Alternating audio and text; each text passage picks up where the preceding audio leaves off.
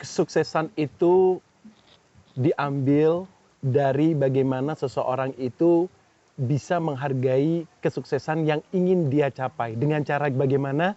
Tentunya ada niat. Terus udah itu pengalaman. Terus selain itu juga seseorang itu harus bisa mampu untuk bisa melakukan apa yang dia bisa. Artinya tidak memaksakan diri tentang sesuatu hal yang memang tidak dia bisa, walaupun ada waktu memang untuk berusaha belajar sesuatu yang belum dia ketahui. Tapi yang paling utama adalah kreativitas dia, ilmu dia, seperti apa dan bagaimana perjalanan dia, kehidupan dia sampai cita-cita dia untuk meraih apa yang dia inginkan. Dan ngomong-ngomong tentang kesuksesan, banyak sekali di luar sana itu orang-orang yang sukses. Dan tepat sekali kalau kita kali ini lagi-lagi berbicara tentang orang-orang sukses di sekitaran kita.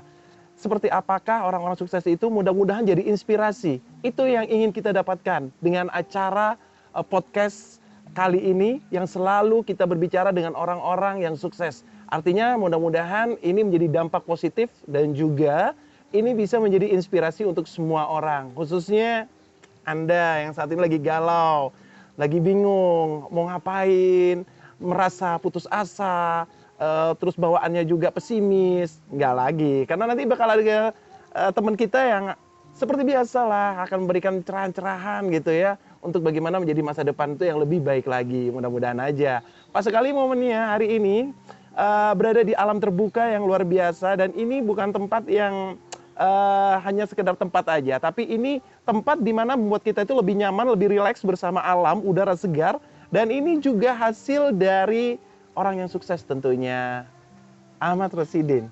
Assalamualaikum, apa kabar? Waalaikumsalam, kabar baik. Waduh, senang sekali. Terima kasih kita udah bisa dan dapat ada di sini ya, bareng Mas Rosi. Saya panggil Mas Rosi ya. Baik, Mas Rosi, terima kasih banyak nih. Kita akhirnya bisa menghirup udara segar di sini, luar biasa loh. Kalau saya lihat tadi baru datang, wah cakep banget nih tempatnya. Saya kira kan, saya kira ini mau dibawa kemana nih, di mana nih tempatnya. Memang kalau tempat ini kalau nggak salah tadinya cukup jauh juga ya untuk dari kota menuju ke sini ya. 30 menitan dari kota. 30 menitan dari kota, oke.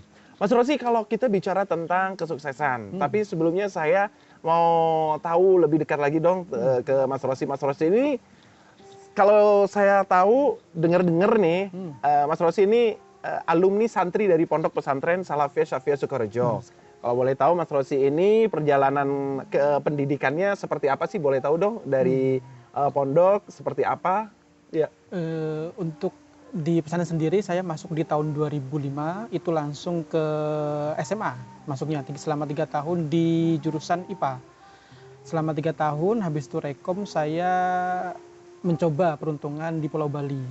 Niatnya sih awal pengen punya kayak pengen kuliah itu biaya sendiri kayak gitu. Terus baru terwujud itu di tahun 2017. 2016 saya ambil jurusan di pariwisata di salah satu kampus terbesar di Bali. Saya ambil program Kurslencook, di situ ambil diploma 1. Di 2017 saya lulus jadinya. Baik. Dari pesantren tadi alumninya tahun berapa? Tahun 2008. 2008 dan masuk saat itu 2005. 2005. Pada saat itu awalnya pendidikan itu adalah SMA. SMA. Berarti Anda mengenyam pendidikan sebelumnya itu ada di luar atau umum? Di luar, di umum. Di daerah mana? Di kampung halaman sendiri di Desa Segobang, Kecamatan Licin, Banyuwangi juga. Oke, luar biasa sekali. Dan untuk di Bali sendiri pengalamannya apa saja? Untuk di Bali selama bertahun-tahun di sana saya bolak-balik sih, awalnya di hospitality, di pariwisata, itu di dapur cuma 3 bulan aja, habis itu balik ke Banyuwangi dan sempat ngajar juga di pendidikan usia dini. Itu di kampung halaman selama 5 bulan. Karena nggak cocok, balik lagi ke Bali, itu di Ubud saya, di penjaga Arsop. Di situ selama 7 bulan.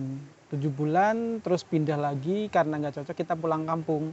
Nah, rencana sih karena mungkin nggak cocok di Bali, ya udah saya cari peruntungan di daerah Banyuwangi dulu. Selama berbulan-bulan saya nyari kerja, ternyata nggak ada. Dapat tawaran ada kerjaan di tahun 2010 itu ke Bali lagi. Oke deh, saya niatin ini mudah-mudahan yang terakhir lah untuk mudah-mudahan aman. Terus Oke, habis itu saya langsung menuju ke Bali, dapat telepon. Di situ awalnya di cleaning service saya dapat panggilan. Di salah satu restoran di Bali, saya mencoba di situ. Oke, selama 1,5 bulan bekerja sebagai cleaning service, terus dapat tawaran dari pemiliknya untuk bos saya itu untuk pindah posisi di depan di barista. Tapi kayak saya memberitahu saya nggak ada pengalaman untuk kerja di depan. Saya cuma background saya masih SMA dan pengalaman saya cuma ini. Oh, nggak apa-apa kok. Nanti kalian bakalan kita sekolahkan. Jadinya saya dipindah ke posisi depan itu di bagian barista, terus disekolahkan beberapa bulan untuk di barista dia. Jadi diperkenalkan kayak gitu. Dari seorang santri, setelah itu mengadu nasib ke Bali, dan itu memakan waktu cukup lama, mulai dari jadi pelayan, sampai juga jadi sampai cleaning service juga bahkan, dan sekarang ini Anda menjadi owner dari salah satu kafe yang ada di Banyuwangi, ya, dan ini kebetulan kafe alam lah boleh saya sebutkan di sini, Iya. karena memang view-nya ini berada di tengah-tengah sawah dan lagi juga ini berada di ketinggian lah boleh dikatakan ya. Ini di daerah licin ya, masih di daerah licin ya Banyuwangi. Di kawasan kita di terasnya Ijen kayak kalau orang bilang. Terasnya Ijen, baik. Menjadi seseorang saat ini Anda, seperti apa Anda pada saat itu? Pernah kepikiran nggak sih? Pernah ada apa ya, berat gitu rasanya? Mungkin nggak sih saya bisa kayak gini? Saya bisa melakukan apa yang ingin saya lakukan itu? Pernah nggak sih punya kayak gitu? Untuk pemikiran kayak mungkin punya ini awalnya nggak ada. Nggak ada. Dulu malah pengen kayak punya tempat kecil tuh yang semua bisa aku urus sendiri. Jadi lebih dekat ke customer. Pengen sih punya tempat kayak kafe kecil tapi bukan yang besar, maksudnya kayak bukan yang luas kayak gini sekarang, tapi lebih ke kecil. Jadinya semua itu bisa aku kerjain sendiri dan bisa dekat sama customer gitu kan. Malah apa ya? Ya Tuhan ngasih yang lebih malah kayak gitu. Nah, awal mula untuk membangun sebuah kafe alam yang cukup besar lah ini ya, itu seperti apa pada awalnya? Pada awalnya sih dengan sikap pesimis dulunya. Bisa nggak sih kita buka tempat yang lumayan dalam gini, kita buka sebuah tempat makan yang bisa orang datang. Awalnya sih pesimis kita. Tapi karena keyakinan, punya ilmu yang saya ambil di Bali, gimana saya aplikasikan di sini untuk kayak suasana, terus sajian segala macam. Oke deh, bismillah kita jalankan. Ya pelan-pelan di awal sih kita belum terkenal juga. Kita mungkin untuk target pertama sih orang-orang sekitar dulu. Tapi dari orang sekitar mulai kita berkembang kayak gitu. Anda nggak takut punya usaha? Tahu dong tempatnya ini seperti apa? Kira-kira dari kota ke sini berapa kilo? Kurang lebih? 30, kalau kilonya sih nggak kalah, tapi jaraknya itu 30 menitan. 30 menitan Iya, dari kurang kota. lebih, dari kota. Dan ini 30 menit yang orang bilang mungkin kalau jalan datar nggak jadi masalah. Ah. Ini masalahnya Anda gunung loh ini. Lumayan Dan dan kita tahu juga berlekok-lekok lagi. Berkelok-kelok gitu ya. Iya, jalan-jalannya itu. Nah, untuk itu semua, apa yang ada dalam pikiran Anda pada saat itu?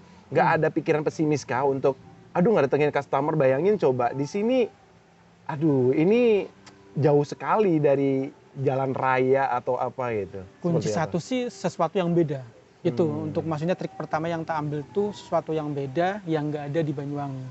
Gimana caranya orang jauh-jauh tuh datang ke sini dan rela untuk berjam-jam datang ke sini kayak gitu kan. Jadi pertama itu yang tak konsep itu di tempat dulu, kita rubah dulu. Seperti apa sih konsep kita yang pengen kita sajikan ke customer tuh.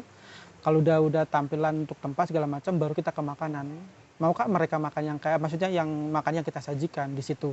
Jadi untuk benar-benar kita pikirkan dari dari konsep tempat, terus konsep makanan, untuk dari harga segala macam itu siapa sih yang kita target kayak gitu.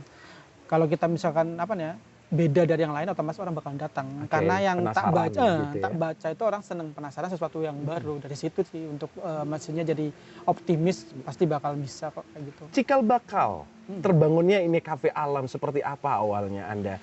Dari setelah Anda dari Bali dan cukup memakan waktu berapa lama sampai Anda istilahnya mulai sampai beli lahan lah, sampai ya kita tahu lah ini dengan bahan-bahan hampir semuanya ini berbahan bambu ya. Dan saya ingin tahu juga bagaimana mendapatkan bahan-bahan ini dan seperti apa awal mula pembangunan dari Cafe Alam ini yang Anda punya sekarang? Untuk keputusan awalnya sebenarnya berat. Karena apa? Kita di Bali itu, maksudnya kayak saya di Bali itu sudah punya usaha, maksudnya usaha online yang maksudnya udah bisa berkembang lah di Bali.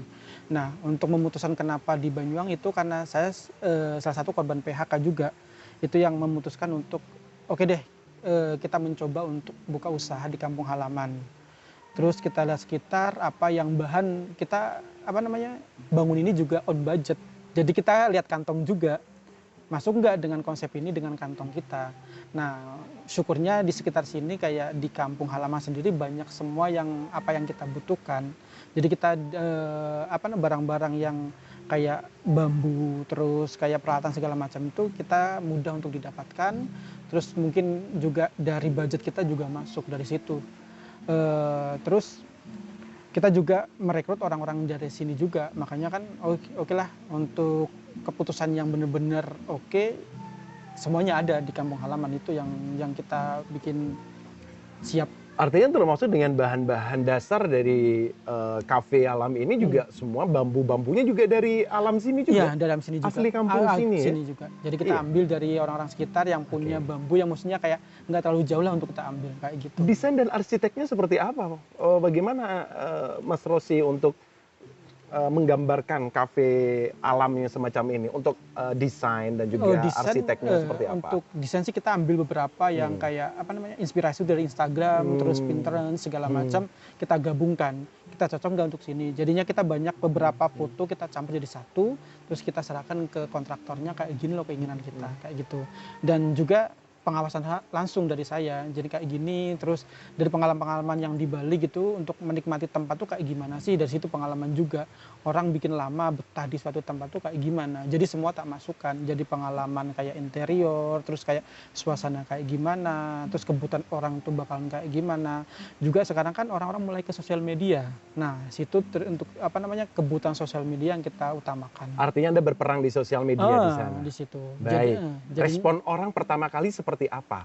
Tahu tempat ini berada di, ya boleh dikatakan terpencil lah ya, karena ada di, ya tahulah jalan di bukit lah ya, berleko-leko juga gitu ya kan jalannya. Terus bagaimana untuk tanggapan orang-orang yang tanggapan orang pertama ini jauh. Saat ada yang bilang jauh, terus dua, tapi ada beberapa orang juga kayak oh ini tempat untuk kayak kita healing lah, untuk istilahnya sekarang itu kan, untuk menenangkan pikiran itu. Jadi kenapa sini, maksudnya kayak orang-orang tuh biarpun jauh mereka bela-belain karena suasana ini memang kita buat memang benar-benar tenang. Jadinya orang-orang yang kayak bener penat segala macam, ini tempatnya kayak gitu. Oke. Untuk kulinernya sendiri dari segi makanan, minuman, apa yang Anda sajikan untuk para konsumen? Untuk yang awal-awal kita buka di untuk awal tuh kita lebih ke makan tradisional dulu. Makanan tradisional seperti apa aja kalau boleh tahu sebutan? Makan tradisional yang banyak di sini. Kita tombro. Tombro itu kayak ikan mas. Itu memang di sini dibudidayakan. Terus kayak belut goreng, terus kayak wader goreng. Itu kita awal-awalnya di situ. Kita olah dulu, kita sajikan. Lebih ke sajian sih kita tampilkan. Habis itu mulai ada beberapa customer kayak bule udah datang terus minta, mungkin kan nggak cocok dengan lidahnya, bisa nggak untuk besok saya bakalan datang lagi tapi dengan menu ini. Oke, kita coba buat dan kita sajikan, dia oke, baru kita langsung. Jadi menu-menu tambahan itu sebetulnya dari permintaan customer gitu. Jadinya kita mulai ada permintaan, terus kita eksekusi dulu, terus cocok nggak ke lidah mereka, baru kita jual kayak gitu. Kesulitan nggak sih untuk memenuhi permintaan para customer yang baru-baru? Pernah nggak sih yang aneh-aneh, yang bahannya juga selain mahal, susah lagi gitu? Bagaimana? Ada beberapa kayak orang permintaan kayak menu-menu yang udah ada di tempat sini, maksudnya kayak menu yang udah ciri khasnya Banyuwangi gitu kan. Di situ kita juga harus bener konsisten dengan apa yang kita konsep awal kan. Jadinya memang yang yang beda dari tempat lain. Jadi ada, tapi bukannya maksudnya nggak banyak lah orang punya kayak gitu. Jadi bener-bener kita mempertahankan apa yang kita punya. Untuk permintaan orang yang ini yang itu, kita mungkin mikir lagi, oh nggak bisa, kita harus punya ciri khas kayak gitu. Jadi memang untuk kayak beberapa makanan tuh memang kita yang punya, dari resep bener-bener yang kita bikin dari awal itu kayak kita olahan dari singkong sama ubi. Itu yang kita bener-bener olah. Jadi bener-bener yang banyak lah di sekitar sini gitu. Oke, jadi itu emang bener bahan-bahan yang tradisional banget dan itu dibuat sedemikian rupa supaya menarik, lebih enak lagi. Dan tentu customer kepingin lagi untuk balik lagi ke sini benar. tentunya. Jadinya apa namanya, bukan makanan yang banyak di tempat lain. Jadinya orang kayak jauh-jauh itu satu nyari tempat untuk kita, maksudnya kayak oh di sana tempatnya juga makanannya kayak gitu. Jadi bukan orang-orang kesini datang hanya untuk tempat, tapi kita makanan bisa loh untuk kayak gitu. Jadi dua aspek itu benar-benar tak pertahankan. Ya, dua di antara beberapa makanan ringan lah boleh dikatakan ya. Mas Rossi, ini di depan kita ada 2 piring dengan makanan menu yang berbeda. Boleh dong kita kasih tahu salah satu contohnya yang ini. Maaf, saya boleh pegang ini. Baik. Ini apa? Churros dia. Apa namanya? Churros. Churros. Churros ini dari Spanyol sebetulnya. Oh, ini dari Spanyol. Ya, dan ini dari bahan apa? Cuma kita olah dari singkong. Oh, dari singkong. Aslinya apa biasanya? Butter sama lebih ke butter sih dia. Cuma kita olah dari bahan singkong. Jadi sebenarnya kita jualan tradisional, cuma kita diganti aja kayak gitu. Iya, baik, dibentukinnya seperti ala-ala Eropa, ala-ala Latin gitu ya. Oke, ini jadi dari bahan singkong. Dan ini dicocolnya dengan gula aren. Ini gula aren. Gula aren bener-bener apa namanya, kayak yang bikin petaninya dari sini juga. Jadi apa yang maksudnya bener gula aren asli dari desa kami. Boleh saya coba untuk silakan. sementara ya. Oke. Bismillahirrahmanirrahim.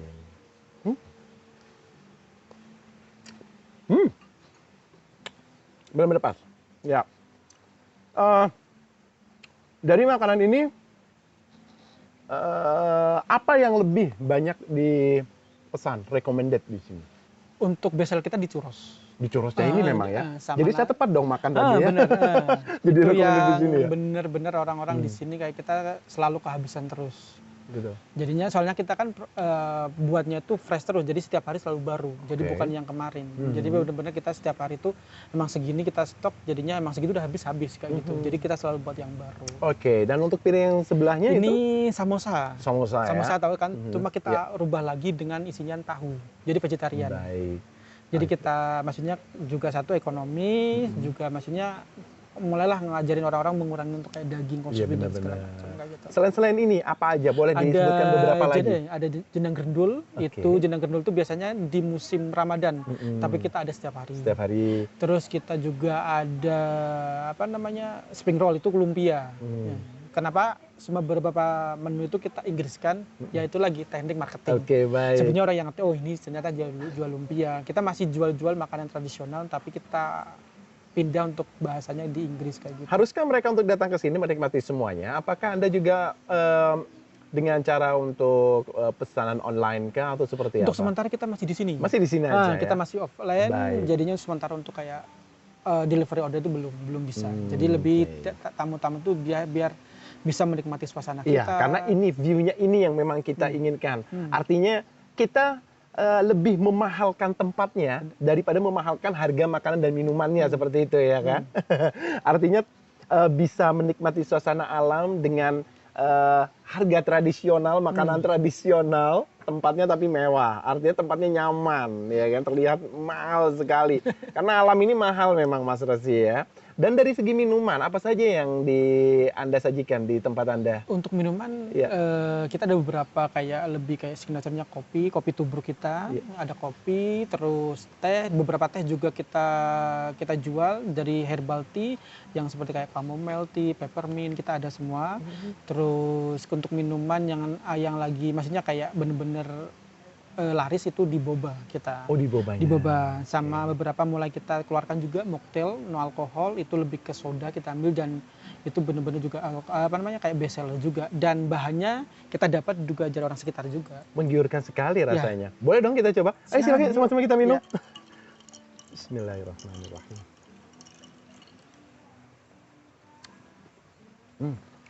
Segarnya langsung menusuk lewat hati, melewati jantung, menuju usus 12 jari, langsung menuju ke lambung saya rasanya. Segar. Segar sekali, luar biasa. Kalau yang ini lebih kayaknya ini ada Kiwi dia. Kiwi dan ada daun mint Daun mint sepertinya. sama lem. Oke. Jadi beberapa bahan juga itu hasil petani sini. Ternyata mereka membudidayakan. kayak daun mint, terus markisa, kita juga ada menu markisa itu best seller, itu kita beli juga dari petani sini juga.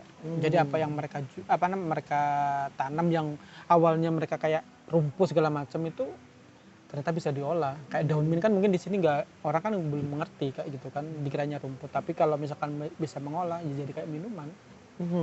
Iya, dalam usaha yang Anda sudah geluti saat ini, Mas Rosi, kendala apa sih yang masih rasanya masih ada yang terganjal gitu? Masalah apa biasanya kalau apalagi awal-awal ini ya, awal-awal pengusaha, awal-awal orang yang baru punya modal, yang baru buka lah usaha itu, apa sih sebenarnya yang paling mengganjal buat orang pengusaha itu?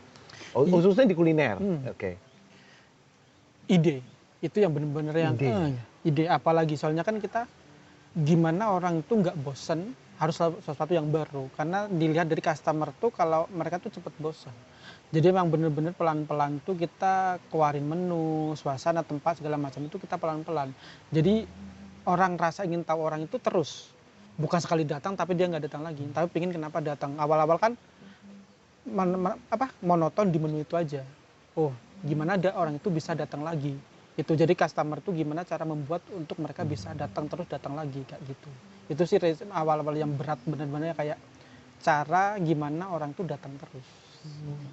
Nah, untuk usaha yang sekarang ini Anda jalani, apakah Anda menjalaninya sendiri kah atau keluarga atau siapa yang membantu Anda dalam benar-benar sampai bangunan kafe Anda ini masih berdiri tegak sampai sekarang ini, alhamdulillah. Iya, ikut campur keluarga itu memang berpengaruh. Jadinya untuk sendiri tuh mungkin aku lebih ke manajemen segala macam untuk operasional, tapi kayak yang lain kayak untuk bangunan segala macam itu dibantu sama kakak saya.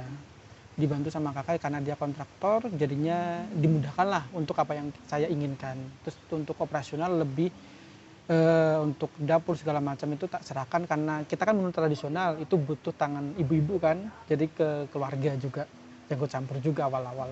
Setelah udah mulai kayak mereka bisa ditinggal, ya udah karyawan sekarang yang menjalankan kayak gitu. Boleh tahu nggak sih suasana kafe ini di saat ramenya itu biasanya di hari-hari apa atau di saat-saat apa gitu kan, pasti ada tuh momen-momen kayak gitu ya Mas ya? Kalau yang selalu ramai itu di weekend kita, di hari Minggu. Masih bermain di weekend? Di weekend, terus sama tanggal merah, itu pasti ramai kita.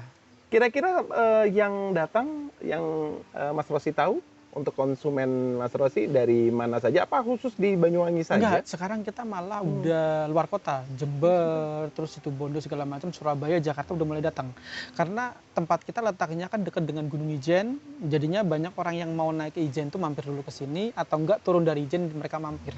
Jadi wisatawan udah mulai mampirlah ke sini untuk mampir ke tempat kita. Oke. Untuk proses Anda mendirikan kafe ini, butuh berapa lama sih sebenarnya? Untuk proses pembangunan di awal itu kita 6 bulan. 6 bulan untuk kurang lebih setengah tahun. Setengah tahun untuk proses pembangunan. Dan ini sudah berdiri berapa lama? Baru 1 tahun. Baru 1 tahun. Baik, di awal-awal Anda memiliki usaha ini, sebenarnya pernah nggak sih Anda mengalami sesuatu yang, aduh, harus nambahin ini nih, harus kurangin ini nih, terus, wah ini bagaimana nih, bikin kerepotan apa pada saat itu yang benar-benar Anda itu, aduh hampir putus asa. Pernah nggak sih Anda pernah hampir putus itu asa? Di awal-awal itu kita di omset. Itu benar-benar omsetnya kita nggak sesuai target kan. Sedangkan kita punya karyawan segala macam, oke. Itu pun sempat di titik di bulan kedua kayaknya. Itu mau menyerah. Kayaknya nggak bisa deh, apa sih yang gitu kan. Tapi karena kekuatan sosial media, terus sempat putus asa juga karena sempat kita kayak ngindos orang tapi nggak ada berpengaruh. Itu. Ternyata tapi dibantu salah satu kayak influencer, itu langsung kita booming. Di situ titik maksudnya kayak oke dah. Kita mulai kayak optimis lagi. Pokoknya di 1 bulan 2 bulan itu benar-benar sempat kayak benar-benar jatuh karena lebih membandingkan apa yang saya dapat di Bali sama yang di sini. Soalnya kan mungkin di Bali itu kan maksudnya kayak kita pendapatan tuh lebih, di sini pas kita udah kerja berat segala macam kok masih nggak sesuai dengan target. Itu sempet sih lebih baik di Bali aja, ada keputusan untuk balik lagi ke Bali. Tapi pas pelan-pelan, dikuatkan sama keluarga, sabar dulu. Kita pasti ada kok ntar di titik dimana kita bakal bisa naik kayak gitu. Ya udah. Dia semangat keluarga juga yang Semangat keluarga dan juga semangat dari Ah, diri sendiri tentunya ya. yang untuk bisa bertahan kayak gitu. Sukses menurut Anda itu apa? Sukses menurut saya sesuatu yang nggak bikin pusing kalau saya. Kalau misalnya biarpun sukses tapi masih kayak masih kurang segala macam itu belum sukses bagi aku. Jadinya nggak ada beban. Terus apa yang kita jalankan itu sesuai dengan keinginan. Udah, menurut aku itu aja suksesnya. Bukan yang dilihat dari materi segala macam, tapi lebih kepuasan di situ. Apa yang kita jalankan nggak berat, terus sesuai dengan apa yang kita inginkan, udah cukup di situ saya bisa puas. Baik, Mas Rosi, lebih dikenalkan lagi Hmm. tempat usaha ini Anda apa, di mana, supaya pemirsa tahu di manakah letak kita berada saat ini dengan alam yang begitu luar biasa. Silakan Mas Rosi. Ini saya Rosi, pemilik dari Kafe Paglak Petung. Itu letaknya di Desa Segobang, Kecamatan Licin, Kabupaten Banyuwangi. Itu dari kota kurang lebih 30 menit dan kita arah ke Gunung Ijen juga dekat. Mungkin untuk teman-teman yang mau berkunjung ke Ijen, jangan lupa mampir ke tempat kita. Kita buka setiap hari dari jam 9 sampai jam 9 malam. Menunya dari menu minum segala macam itu semua harga terjangkau, banyak pilihan dan dijamin enak. Seorang santri, seorang alumni santri Pondok Pesantren Salafiyah Safiyah Sukorejo, memiliki tekad, memiliki kekuatan, memiliki modal, di mana modal itu diatur sedemikian rupa dan menghasilkan sesuatu apa yang dia inginkan, dan terjadilah seperti ini. Semua itu karena keberkahan, kebarokahan, dan tentunya kita bersyukur terus kepada Allah Subhanahu wa taala. Yang ini yang dirasakan oleh Mas Rosi sebagai pemilik kafe alam ini. Patu Petung ya? Paglak Petung. Baik, Paglak Petung. Nah, itulah yang menjadi inspirasi kita. Mudah-mudahan tidak ada lagi yang putus asa, tidak ada yang harus tetap pesimis ya. Jangan selalu optimis ya. Jangan sampai ada yang pesimis. Ya, mudah-mudahan saja ini menjadi pelajaran buat kita untuk lebih baik lagi, menjadi pribadi yang lebih baik lagi. Bersama Ahmad Rosidi, terima kasih banyak. Sama-sama. Assalamualaikum warahmatullahi wabarakatuh. Waalaikumsalam.